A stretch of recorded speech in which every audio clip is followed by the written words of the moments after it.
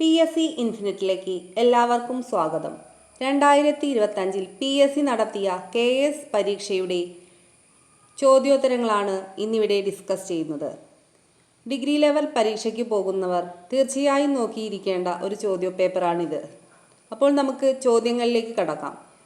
ഒന്നാമത്തെ ചോദ്യം, താഴെ പറയുന്ന ഓപ്ഷനുകളിൽ ഏതാണ് ശരി? സിദ്ധാന്തത്തിൽ ഡാഷും ഡാഷും തുല്യമായിരിക്കണം, എന്നാൽ പ്രായോഗികമായി അവ വ്യത്യസ്ത സമീപനങ്ങളിലാണ് നിർമ്മിച്ചിരിക്കുന്നത് എന്നതിനാൽ അവ സാധാരണയായി വ്യത്യാസപ്പെട്ടിരിക്കുന്നു. ഉത്തരം വരുന്നത് ഓപ്ഷൻ എ 1 മാത്രം. അതായത് സിദ്ധാന്തത്തിൽ ദേശീയ വരുമാനവും അറ്റ ദേശീയ ഉൽപ്പന്നവും തുല്യമായിരിക്കണം. സിദ്ധാന്തത്തിൽ ദേശീയ വരുമാനവും അറ്റ ദേശീയ ഉൽപ്പന്നവും തുല്യമായിരിക്കണം, എന്നാൽ പ്രായോഗികമായി അവ വ്യത്യസ്ത സമീപനങ്ങളിലാണ് നിർമ്മിച്ചിരിക്കുന്നത് എന്നതിനാൽ അവ സാധാരണയായി വ്യത്യാസപ്പെട്ടിരിക്കുന്നു. ഉത്തരം ഓപ്ഷൻ എ 1 മാത്രം. രണ്ടാമത്തെ ചോദ്യം, 5ാം പഞ്ചവത്സര പദ്ധതിയുടെ സവിശേഷതകൾ താഴെ പറയുന്നവയിൽ ഏതാണ്? 1. പദ്ധതിയുടെ അന്തിമ കരട് തയ്യാറാക്കിയത് DP ധർ ആണ്. 5ാം പഞ്ചവത്സര പദ്ധതിയുടെ അന്തിമ കരട് തയ്യാറാക്കിയത് DP ധർ ആണ്. ഇത് ശരിയായ പ്രസ്താവനയാണ്. 2. ഇത് പ്രധാനമായും ഗരീബി ഹഠാവോ എന്നതിലാണ് ശ്രദ്ധ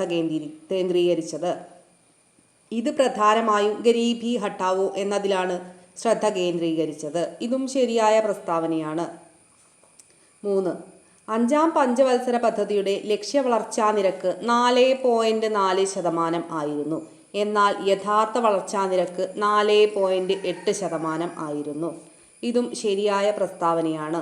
അപ്പോൾ ശരി ഉത്തരം ഓപ്ഷൻ എ 1, 2, 3 മാത്രം. ഓപ്ഷൻ എ 1, 2, 3 മാത്രം.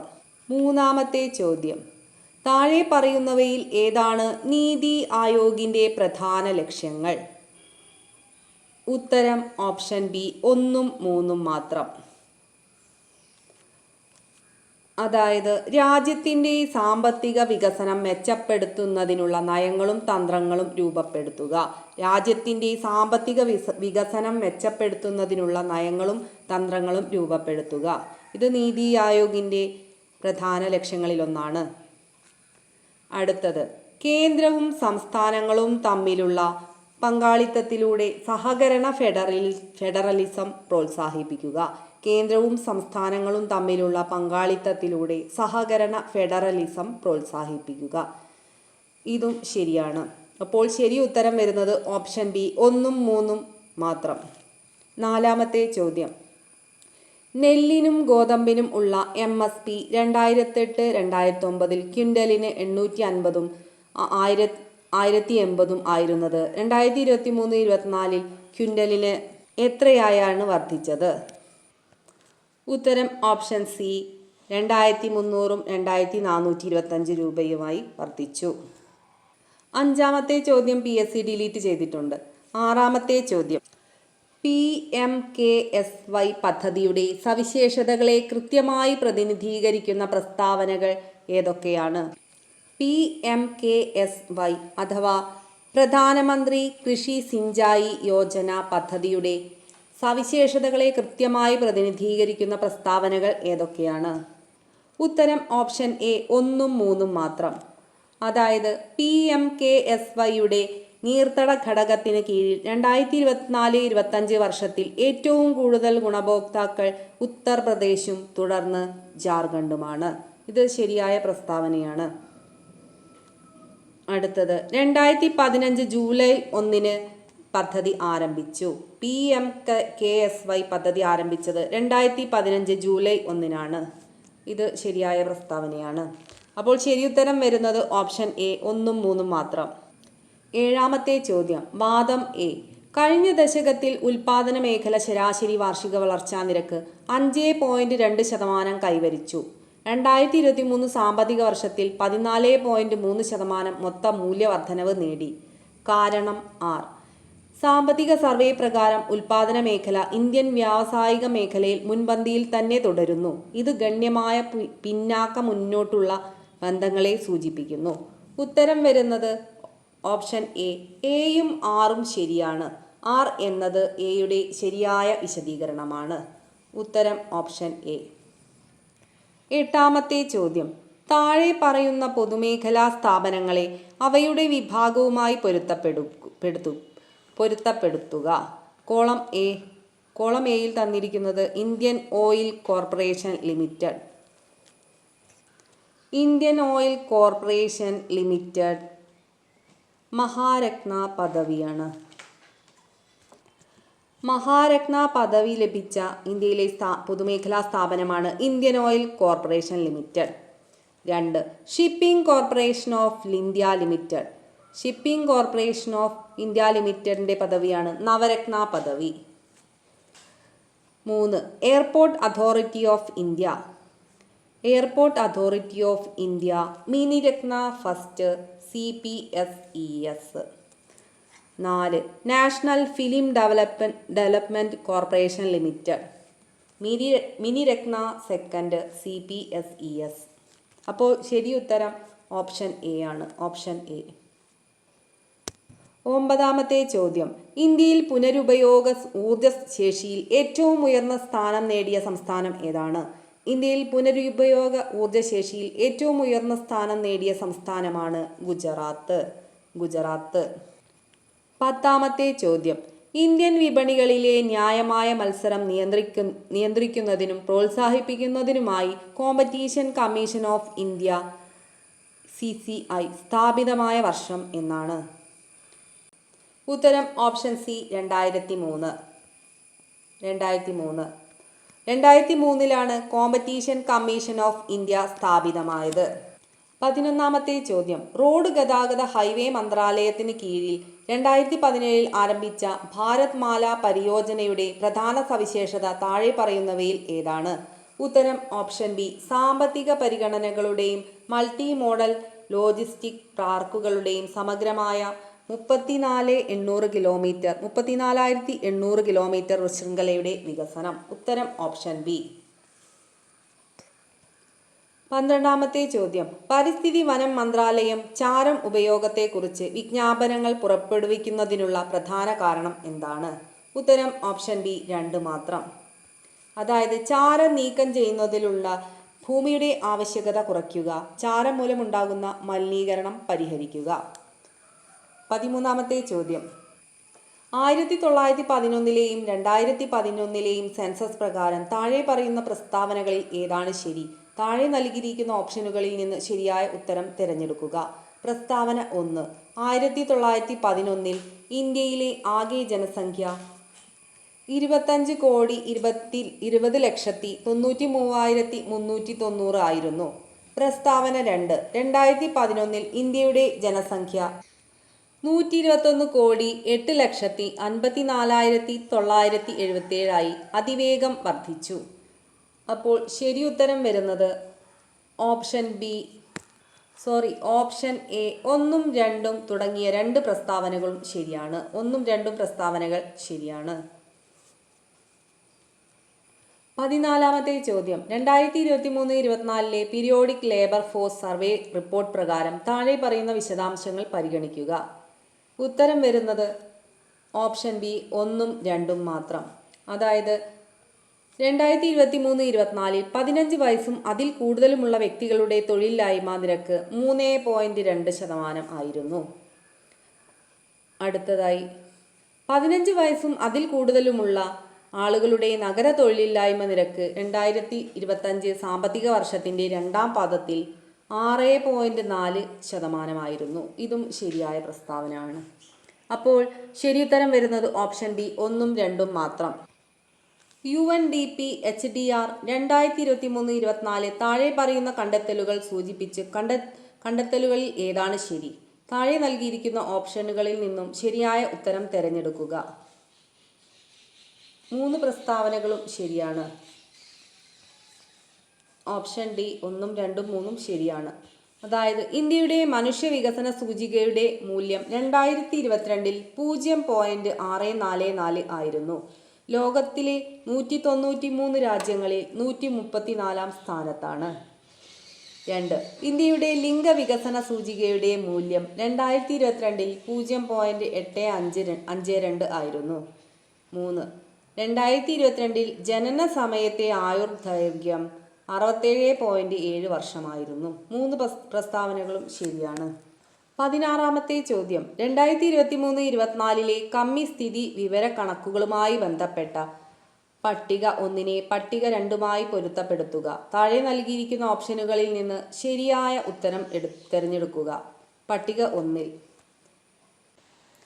ധനക്കമ്മി 5.6, റവന്യൂ കമ്മി 2.6, പ്രാഥമിക കമ്മി 2, ഇഫക്റ്റീവ് റവന്യൂ കമ്മി 1.6. ശരി ഉത്തരം ഓപ്ഷൻ ബി. 17-ാമത്തെ ചോദ്യം GST കൗൺസിൽ ഓഫ് ഇന്ത്യയെക്കുറിച്ചുള്ള താഴെ പറയുന്ന പ്രസ്താവനകളിൽ ഏതാണ് ശരി? താഴെ നൽകിയിരിക്കുന്ന ഓപ്ഷനുകളിൽ നിന്ന് ശരിയായ ഉത്തരം തിരഞ്ഞെടുക്കുക. ഉത്തരം ഓപ്ഷൻ സി. ഓപ്ഷൻ സി 2 മാത്രം. അതായത് കേന്ദ്ര ധനകാര്യ മന്ത്രിയാണ് ഇന്ത്യയുടെ GST കൗൺസിലിൻ്റെ ചെയർമാൻ. ഇന്ത്യയുടെ GST കൗൺസിലിൻ്റെ ചെയർമാനാണ് കേന്ദ്ര ധനകാര്യമന്ത്രി. 18-ാമത്തെ ചോദ്യം 2024-25 സാമ്പത്തിക സർവേ ഇന്ത്യയുടെ ബാഹ്യമേഖലയുടെ താഴെ പറയുന്ന സ്ഥിതി പുറത്തുവിട്ടു. താഴെ നൽകിയിരിക്കുന്ന ഓപ്ഷനുകളിൽ നിന്ന് ശരിയായ ഉത്തരം തിരഞ്ഞെടുക്കുക. ഉത്തരം ഓപ്ഷൻ ഡി 1, 2, 3 ശരിയാണ്. 2025 സാമ്പത്തിക വർഷത്തിലെ ആദ്യ 9 മാസങ്ങളിൽ ഇന്ത്യയുടെ മൊത്തം കയറ്റുമതി $602.6 ബില്യൺ ആയിരുന്നു. 2025 സാമ്പത്തിക വർഷത്തിലെ ആദ്യത്തെ 9 മാസങ്ങളിൽ ഇന്ത്യയുടെ മൊത്തം കയറ്റുമതി $602.6 ബില്യൺ ആയിരുന്നു. ഇത് ശരിയായ പ്രസ്താവനയാണ്. 2. 2024 ഏപ്രിൽ മുതൽ ഡിസംബർ വരെയുള്ള കാലയളവിൽ ഇന്ത്യയുടെ മൊത്തം ഇറക്കുമതി $682.2 ബില്യൺ ലെത്തി. ഇതും ശരിയായ പ്രസ്താവനയാണ്. 3. 2024 സാമ്പത്തിക വർഷത്തിലെ ആദ്യ 8 മാസങ്ങളിൽ $47.2 ബില്യൺ നിന്നും 2025 സാമ്പത്തിക വർഷത്തിലെ ഇതേ കാലയളവിൽ $55.6 ബില്യൺ ആയി മൊത്ത FDI ഒഴുക്ക് വർദ്ധിച്ചു. 3 പ്രസ്താവനകളും ശരിയാണ്. തന്നിരിക്കുന്ന 3 പ്രസ്താവനകളും ശരിയാണ്. 19-ാമത്തെ ചോദ്യം 2024-25 സാമ്പത്തിക സർവേ പ്രകാരം താഴെ പറയുന്ന പ്രസ്താവനകൾ പരിഗണിക്കുക. താഴെ നൽകിയിരിക്കുന്ന ഓപ്ഷനുകളിൽ നിന്ന് ശരിയായ ഉത്തരം തിരഞ്ഞെടുക്കുക. ശരി ഉത്തരം ഓപ്ഷൻ സി 1, 2 ശരിയാണ്. അതായത് 2025 സാമ്പത്തിക വർഷത്തിൻ്റെ 2-ാം പാദത്തിൽ ഇന്ത്യയുടെ കറന്റ് അക്കൗണ്ട് കമ്മി GDPയുടെ 1.2% ആയിരുന്നു. ഇത് ശരിയാണ്. 2. 2024 സാമ്പത്തിക വർഷത്തിൻ്റെ 2-ാം പാദത്തിൽ ഇന്ത്യയുടെ കറന്റ് അക്കൗണ്ട് കമ്മി GDPയുടെ 1.3% ആയിരുന്നു. ഇതും ശരിയായ പ്രസ്താവനയാണ്. അപ്പോൾ ശരി ഉത്തരം ഓപ്ഷൻ സി 1, 2. 20-ാമത്തെ ചോദ്യം 2023-24 കേരളത്തിൻ്റെ സാമ്പത്തിക പ്രകടനം എല്ലാ മേഖലകളിലും ശക്തമായ വളർച്ചയാണ് പ്രകടമാക്കിയത്. 2022-23 മുതൽ 23-24 വരെയുള്ള മേഖലാ വളർച്ചയിലെ മാറ്റങ്ങളെ ശരിയായി പ്രതിനിധീകരിക്കുന്ന പ്രസ്താവനകൾ ഏതാണ്? ശരി ഉത്തരം ഓപ്ഷൻ എ. പ്രാഥമിക മേഖലയുടെ വളർച്ച 0.9% നിന്ന് 4.7% വർദ്ധിച്ചപ്പോൾ ദ്വിതീയ മേഖല 3.2% നിന്നും 4.1% വളർന്നു. ശരി ഉത്തരം ഓപ്ഷൻ എ. 21-ാമത്തെ ചോദ്യം കേരളത്തിൻ്റെ 2ാം ഘട്ട വികേന്ദ്രീകരണത്തിൻ്റെ പ്രധാന സ്വഭാവം താഴെ പറയുന്നവയിൽ കേരളത്തിൻ്റെ 2ാം ഘട്ട വികേന്ദ്രീകരണത്തിൻ്റെ പ്രധാന സ്വഭാവം താഴെ പറയുന്നവയിൽ ഏതാണ്? ഉത്തരം ഓപ്ഷൻ ബി. രാഷ്ട്രീയവും ഭരണപരവുമായ പിന്തുണ വർദ്ധിപ്പിച്ചു. രാഷ്ട്രീയവും ഭരണപരവുമായ പിന്തുണ വർദ്ധിപ്പിച്ചു. 22-ാമത്തെ ചോദ്യവും 23-ാമത്തെ ചോദ്യവും PSC ഡിലീറ്റ് ചെയ്തിട്ടുണ്ട്. 24-ാമത്തെ ചോദ്യം 2023-24 SDG ഇന്ത്യ സൂചികയിൽ കേരളം 1-ാം സ്ഥാനത്ത് എത്തിയത് ഏത് 2 സുസ്ഥിര വികസന ലക്ഷ്യങ്ങളിലാണ്? ഉത്തരം ഓപ്ഷൻ ബി. ലക്ഷ്യം 2 വിശപ്പ് രഹിതം, ലക്ഷ്യം 4 ഗുണനിലവാരമുള്ള വിദ്യാഭ്യാസം. ഉത്തരം ഓപ്ഷൻ ബി. 25-ാമത്തെ ചോദ്യം കേരളത്തിലെ ആദ്യത്തെ IT കോറിഡോർ ഏത് ഹൈവേയിലാണ് സ്ഥിതി ചെയ്യുന്നത്? ഉത്തരം ഓപ്ഷൻ എ. NH-66. 26-ാമത്തെ ചോദ്യം 1963 കേരള ഭൂപരിഷ്കരണ നിയമം പ്രധാനമായും ലക്ഷ്യമിടുന്നത് കുടിയാൻ നിർത്തലാക്കുകയും കുടിയാന്മാർക്ക് ഭൂമിയുടെ ഉടമസ്ഥാവകാശം നൽകുകയും ചെയ്യുക. ഉത്തരം ഓപ്ഷൻ ബി. 27-ാമത്തെ ചോദ്യം കേരളത്തിലെ താഴെ പറയുന്ന സാമൂഹിക സുരക്ഷാ പദ്ധതികളെ അതത് ഗുണഭോക്തൃ ഗ്രൂപ്പുകളുമായി പൊരുത്തപ്പെടുത്തുക. സാമൂഹിക സുരക്ഷാ പദ്ധതി: കാരുണ്യ ആരോഗ്യ പദ്ധതി ഗുരുതര രോഗബാധിതർക്ക്.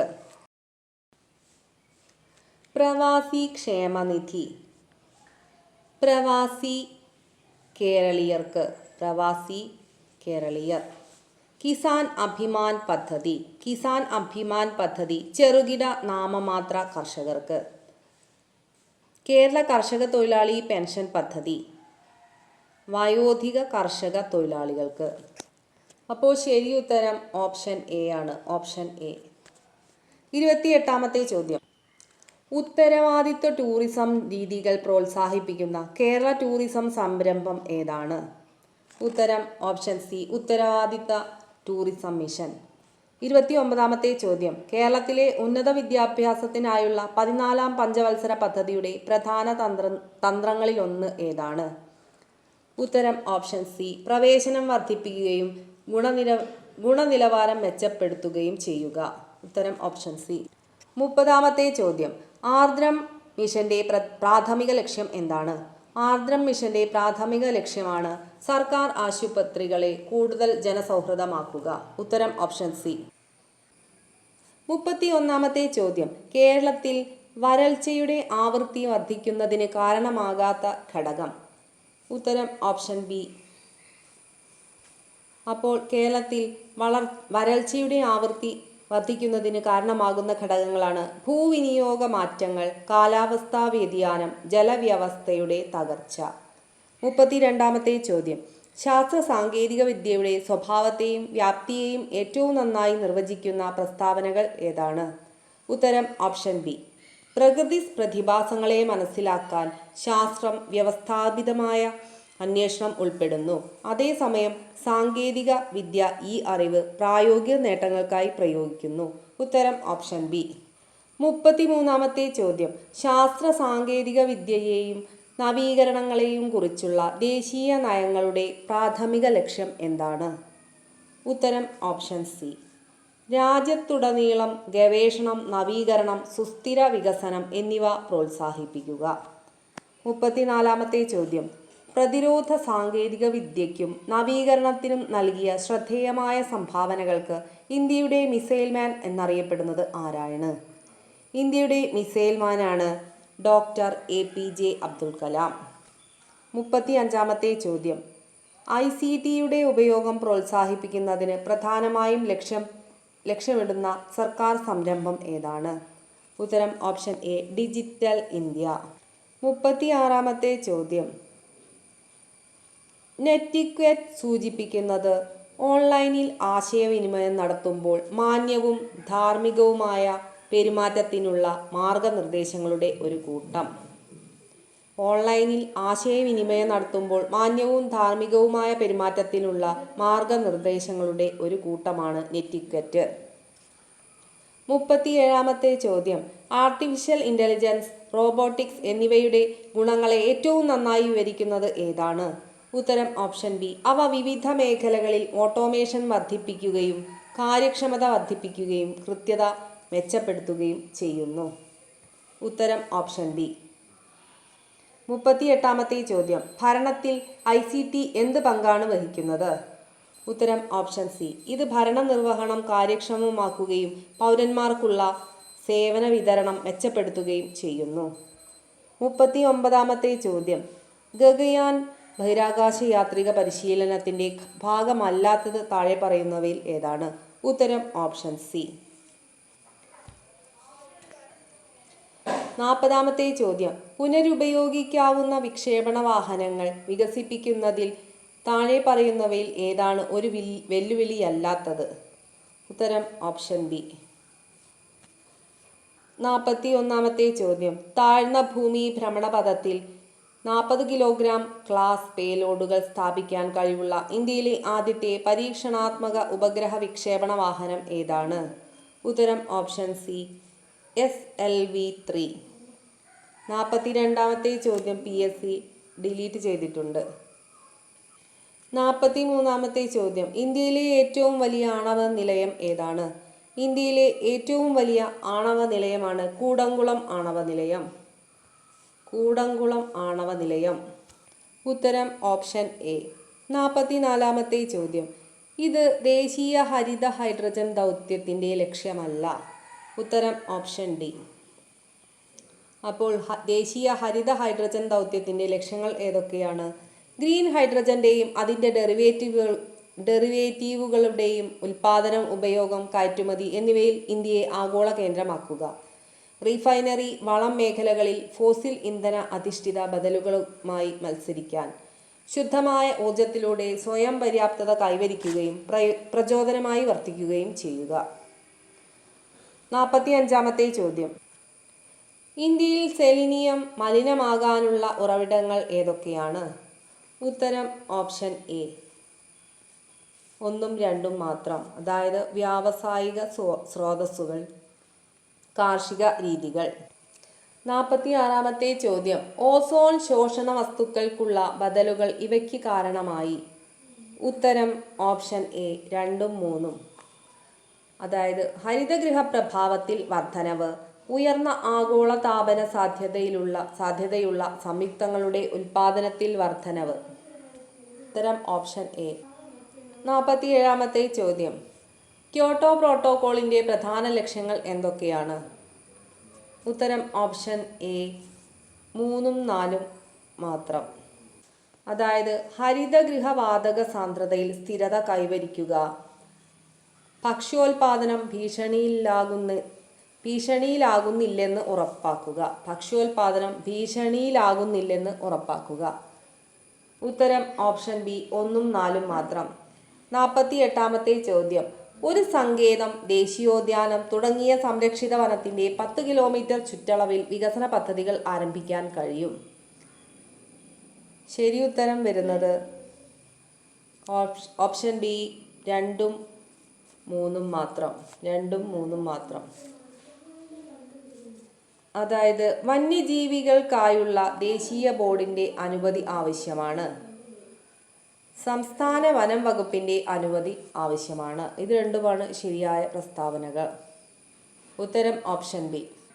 49-ാമത്തെ ചോദ്യം. പരിസ്ഥിതി സംവേദനക്ഷമതയുള്ള മേഖലകൾ ഇവയാണ്. ഉത്തരം ഓപ്ഷൻ സി. 1 മാത്രം. അതായത് ദേശീയോദ്യാനങ്ങളെയും സങ്കേതങ്ങളെയും ചുറ്റിപ്പറ്റിയുള്ള 1986-ലെ പരിസ്ഥിതി സംരക്ഷണ നിയമപ്രകാരം വിജ്ഞാപനം ചെയ്ത പ്രദേശങ്ങൾ മുതലായവ.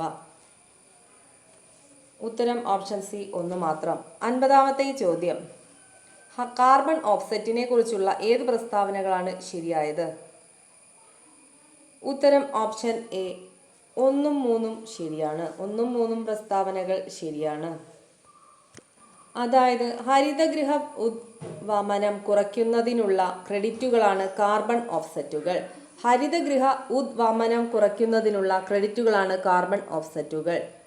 കാർബൺ ഓഫ്സെറ്റുകൾ അളക്കുകയും മെട്രിക് ടൺ കാർബൺ ഡൈ ഓക്സൈഡിന് തുല്യമായി വിൽക്കുകയും ചെയ്യുന്നു.